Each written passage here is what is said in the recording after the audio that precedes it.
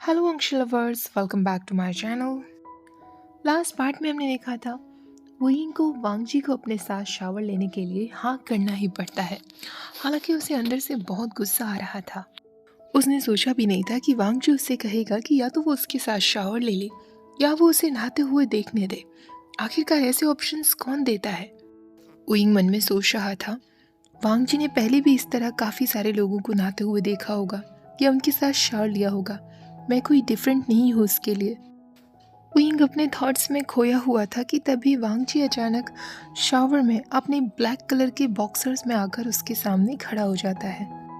Wing अपनी आंखों के कॉर्नर से वांगजी की तरफ देख रहा था कि वांगजी उसके एक्सप्रेशंस को नोटिस करने की कोशिश कर रहा है, पर विंग उसकी इन हरकतों का खुद पर कोई प्रभाव नहीं डालने देने वाला था। विंग सोचता है कि इस वक्त वांगजी को इग्नोर करना ही सबसे बेस्ट सॉल्यूशन है। पर अब जो वांगजी करने वाला था वो विंग ने सपने में भी नहीं सोचा था। वांगजी स्लोली स्लोली अपने उन ब्लैक बॉक्सर्स को भी नीचे करना शुरू कर देता है। विंग की सांस तो जैसे गले में ही अटक गई थी। इससे पहले कि वांगजी पूरी तरीके से अपने बॉक्सर्स को नीचे करता, वो अपने आप ही दूसरी तरफ टर्न हो जाता है। विंग सोचने लगता है, थैंक गॉड वो दूसरी तरफ मुड़ गया, वरना वो पक्का मुझे एक मिनी हार्ट अटैक दे देता। विंग अपने बाथटब में ही था और वांगजी शावर में चला गया था, जो कि ग्लास और आधा स्टील का बना हुआ था। स्टील की वजह से वांगजी का लोअर रीजन कवर्ड था। शावर में हर जगह से उसके ऊपर पानी की बौछार पड़ रही थी। जैसे जैसे वांगजी की नज़र विंग की तरफ जाती थी, वो उसे तिरछी नज़रों से देखने लगता था। विंग एकदम कंफर्टेबली अपने बाथटब में लेटा हुआ था और वो अपनी आंखें बंद कर लेता है और हॉट वाटर को फील करने की कोशिश करता है। पर जैसे ही वो अपनी आंखें बंद करता है, वो वांगजी को ही इमेजिन करना शुरू कर देता है और उसके पैरों के बीच में हीटिंग होना शुरू हो जाती है।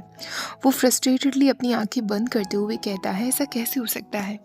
वांगजी मेरे ऊपर इफेक्ट कैसे डाल सकता है, वो भी सिर्फ अपनी आंखों से? वो तुरंत ही बाथटब से उठता है और पास ही वाली टॉवल उठा लेता है। वो सोचने लगता है, जब वांगजी यहाँ नहीं होगा मैं तब बाद में बात ले लूँगा। उसके नज़दीक होने पर तो मैं कभी भी ठीक से बात नहीं ले पाऊँगा, और अगर गलती से भी उसने नोटिस कर लिया कि उसकी वजह से मेरी बॉडी किस तरह रिएक्ट कर रही है, तो वो ज़िंदगी भर मेरा मजाक बनाएगा। विंग केयरफुली अपनी बॉडी पर टॉवल रैप कर लेता है। वो वाटर से बाहर निकलता है और दरवाजे की तरफ जाने लगता है। इस बीच वो बार बार वांगजी की तरफ देख रहा था कि कहीं वांगजी उसे जाते हुए ना देख ले। पर जैसे ही वुयिंग का हाथ बाथरूम के दरवाजे के हैंडल पर पड़ता है, अचानक से वो बीस्ट यानी वांगजी अपनी आंखें खोल लेता है और डेंजरसली उसकी तरफ देखने लगता है। एक पल में ही वांगजी उसके नज़दीक आ गया था।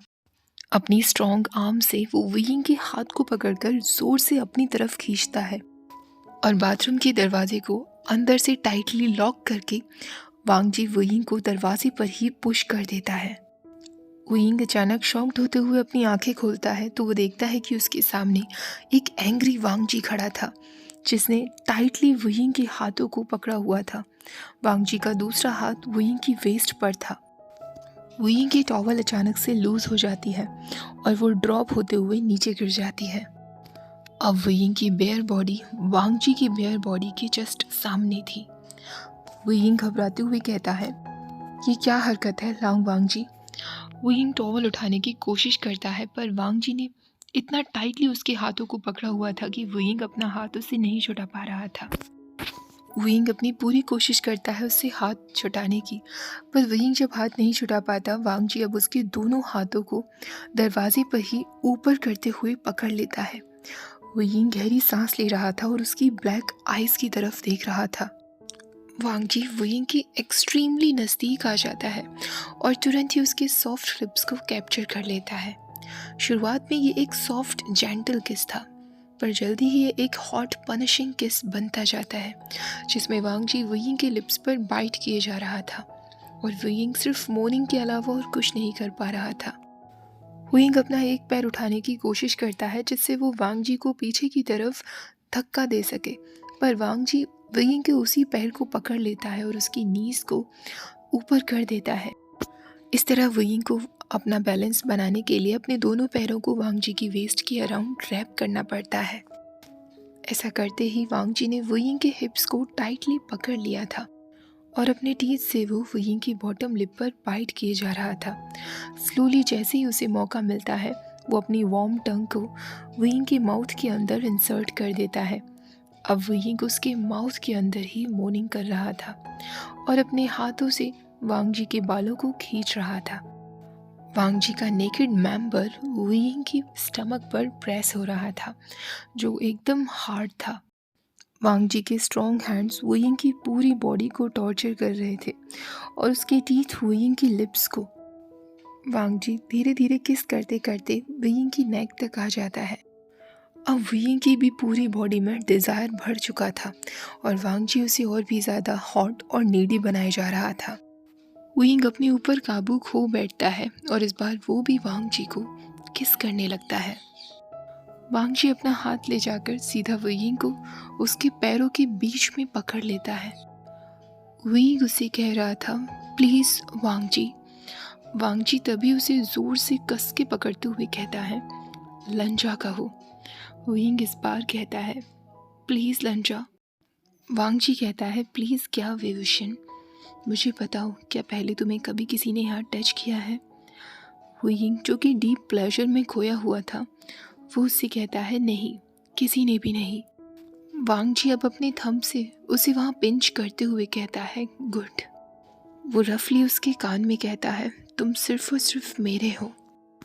उसके बाद वांग जी अपना घुटनों पर बैठ जाता है और वुयिंग को सक करना शुरू कर देता है। वुयिंग अब लाउडली मोर्निंग कर रहा था। उसने वांग जी के शोल्डर्स को हार्शली पकड़ लिया था। वो ज़ोर से चिल्लाते हुए कहता है, स्टॉप, प्लीज़ स्टॉप लंजा। पर वांग जी बिल्कुल भी नहीं रुकने वाला था। वो उसे कंटिन्यूसली सक किए जा रहा था। वुयिंग एक बार फिर मोर्निंग करते हुए कहता है, प्लीज़ स्टॉप। वांग जी रुकते हुए कहता है, क्या तुम सच में यही चाहते हो। वांग जी जब रुक गया था तो वुयिंग को बिल्कुल भी अच्छा नहीं लगता, इसलिए वो वांग जी से कहता है, नहीं। पर वो वांग जी को शोल्डर से पकड़ते हुए अपनी तरफ खींच लेता है और इस बार वो उसे हॉट किस करता है।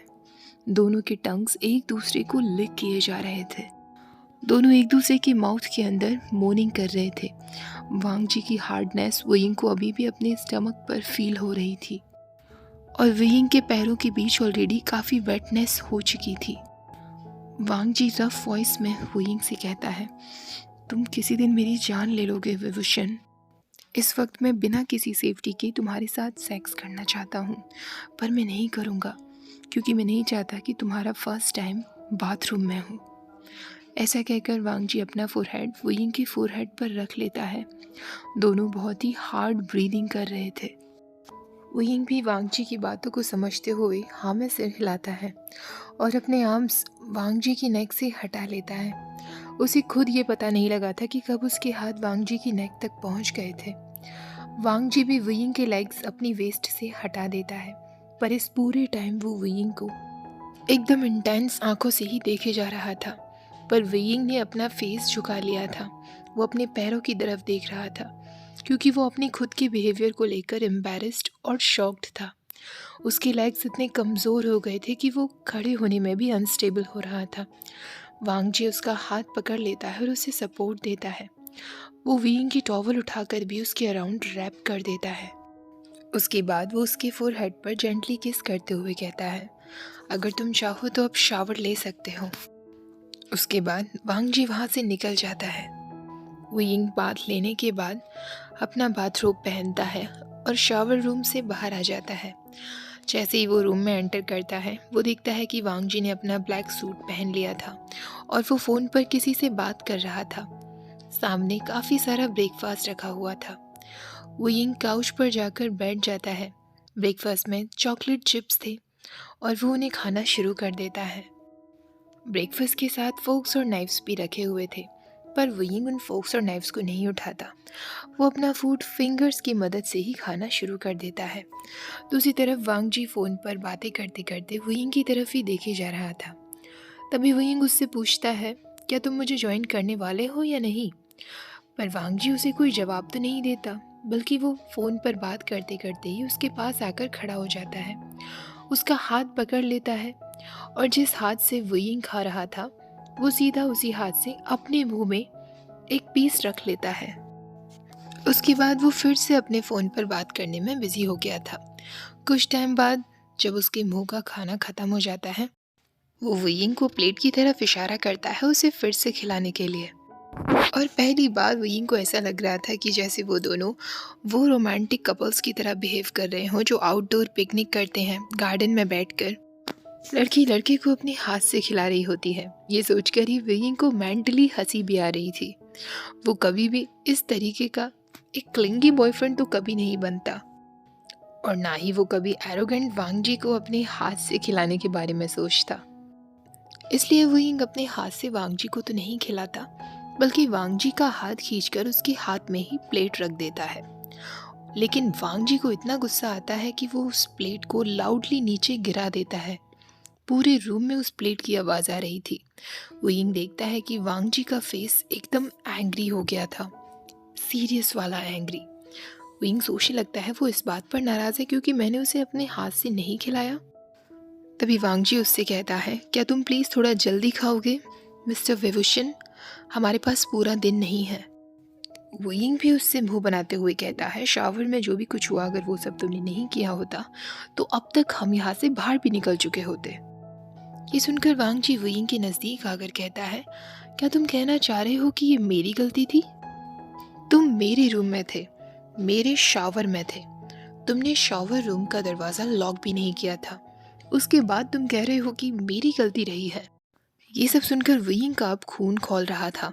वो वांग जी से कहता है, एक्सक्यूज़ मी, अगर तुम मुझे अपनी सो कॉल्ड मीटिंग के बहाने यहाँ तक नहीं लाए होते तो आज इस वक्त मैं अपने रूम में होता, आराम से बैठा होता।